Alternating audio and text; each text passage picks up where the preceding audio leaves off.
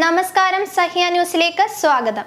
പൊതുജനത്തെ തെറ്റിദ്ധരിപ്പിക്കുന്നു, മമത രാജിവെക്കണം, നിർഭയയുടെ അമ്മ.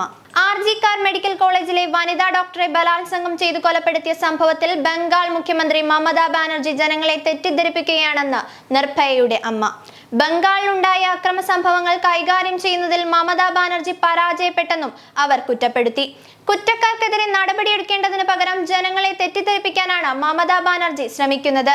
അവർ ഒരു സ്ത്രീയാണ്. സംസ്ഥാനത്തിന്റെ മുഖ്യമന്ത്രിയായിരിക്കെ കുറ്റക്കാർക്കെതിരെ അവർ കടുത്ത നടപടികൾ സ്വീകരിക്കണം. സാഹചര്യങ്ങൾ നിയന്ത്രിക്കുന്നതിൽ മമത പരാജയപ്പെട്ടു. അവർ രാജിവെക്കണം, നിർഭയയുടെ അമ്മ പറഞ്ഞു.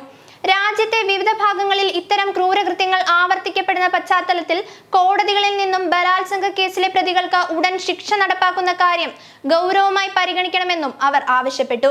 കൊൽക്കത്തയിലെ മെഡിക്കൽ കോളേജിൽ പെൺകുട്ടികൾ സുരക്ഷിതരല്ലാത്തതും ഇത്തരം ക്രൂരതകൾ അവർക്കെതിരെ അഴിച്ചുവിടുന്നതും കാണുമ്പോൾ രാജ്യത്തെ സ്ത്രീ സുരക്ഷയുടെ അവസ്ഥ എന്താണെന്ന് മനസ്സിലാക്കാം, അവർ കൂട്ടിച്ചേർത്തു.